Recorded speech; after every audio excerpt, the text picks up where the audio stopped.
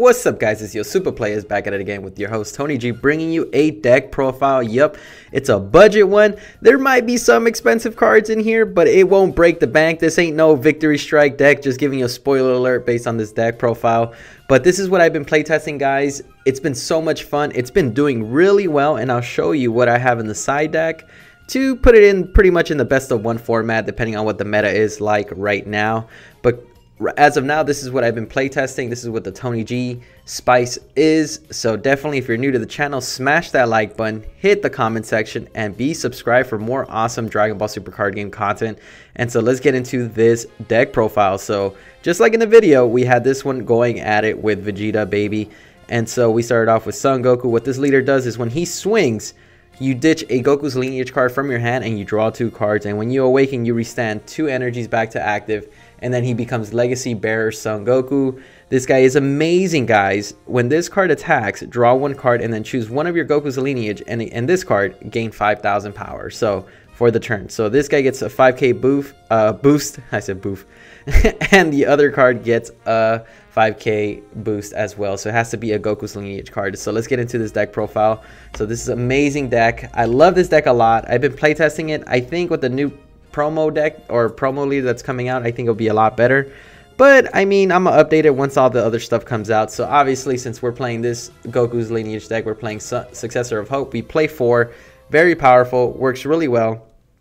It's one of the most easily used cards in this deck. It easily fills up the drop area so quickly, or it fetches some cards you really need sometimes, and you use it at a certain time frame so you could have those cards in your hand. So this card's amazing. It searches anything that's a Goku's lineage with 5 or less with swap in its keyword. So as long as it has swap and it's 5 or less, you could search it out.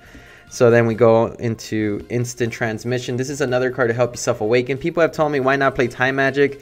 I don't know. Honestly, it's your preference. Honestly, I prefer Instant Transmission because it's a guaranteed awakening, because you take a life and you get to use it without paying any energy cost because your leader card is a Goku's lineage, which is amazing.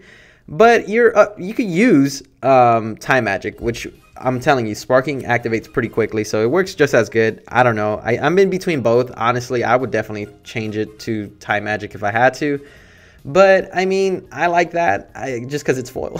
And then we run 3 Flying Nemesis. Great card. This is a very strong staple in this deck. Flying Nemesis is still one of the best cards in this game. I think it's still utilized. I still use it. I have foil, but I didn't use the foil ones. But yeah, this guy is amazing. I run a 3-2 split. I thought was ideal. It works very well. And so it's up to your preference. Obviously, hit up in the comment section if you would change anything from this deck. But then we're going into the swap mechanic. So we run 3 Adoptive Father Son Goku. People have told me, why not 4? 3 is perfect. You search it out. You can easily find it. You search out Successor. If you don't find Successor or either one of these guys, then it's going to be a little tough for sure. But most of the time you either find this or you find Successor. So you have 7 targets. So I think your odds are pretty high. Sometimes you might miss it. You might not see it. But this leader draws so much that you will. So we have cards here to help you pretty much cycle through the deck. And then obviously I run the Krillin Moments Before Comeback. Is a very strong card. I like this card a lot. I had a 2-2 split between this card and Pan, the searchable super combo with Successor of Hope.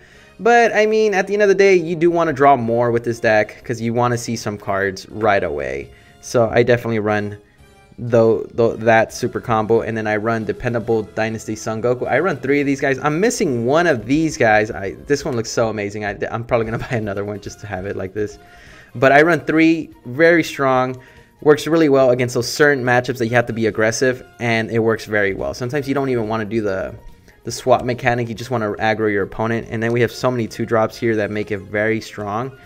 And then we have Caring Videl, Caring Mother Videl. This card is so good. This has been my MVP, guys, honestly. If I find this, I easily put this guy to rest, or this woman to rest mode, and I draw 1 card, and you buff up a Goku's lineage card on the field, or any of your battle cards, I believe.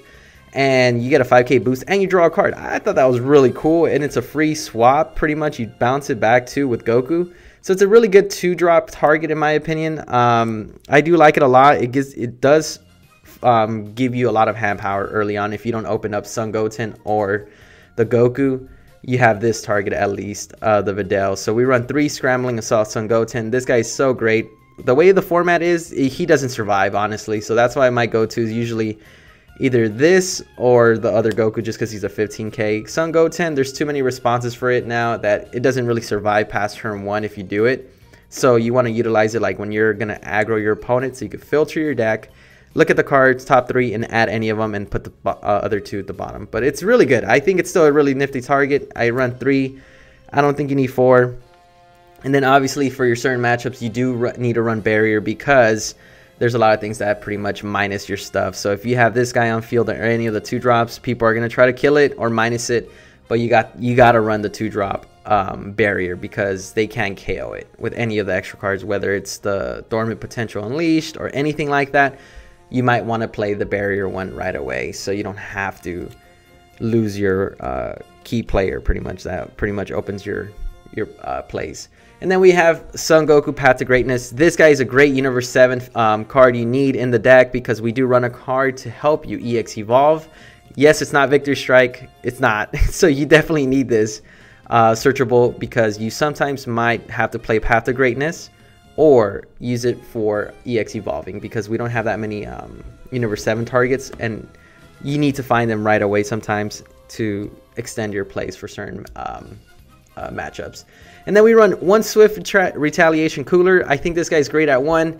I might bump it up to 2, because sometimes I don't want to tap out for 3, especially when I'm doing really crazy plays. But I only run 1. Comes in handy when you need it. I save it. It's like the one of, you got to keep it no matter what, because there's times where people do some crazy plays against you, and then their counter, you got to use this guy. You counter their counter sometimes with the blue baby decks and stuff like that. So that's what gotten me the game most of the time. And then we run the 4 of SS3 Son Goku. People run 3. I mean, yes, it's searchable, but I want to see it right away. Either I drop it or I need it right away. I can't. I have to run 4. I'm gonna be honest. This deck relies 4 for sure. And because you have to use your pan, it's the playmaker. These two go hand in hand. It's the bread and butter to the deck. You have to play 4 and 4, in my opinion, to maximize utility of the cards, in my honest opinion. So Goku, what he does, he bounces back a 2-drops lineage card back to your hand, and then you take a life, which is pretty good. It's another good self-awakener. And then Pan, you swap into your 5-drop. She's Deflect, and you get to bring out these awesome 5-drop Goku's lineage cards that have to be 5.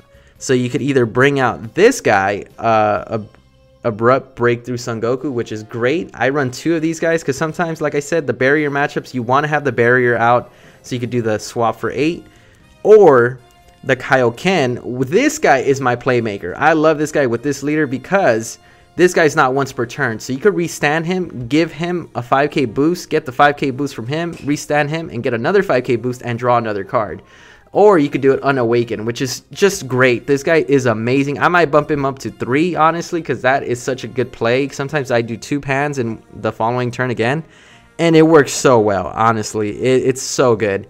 And then the last 5-drop Goku that I play is the Ultimate Form Son Goku. This guy is amazing as well.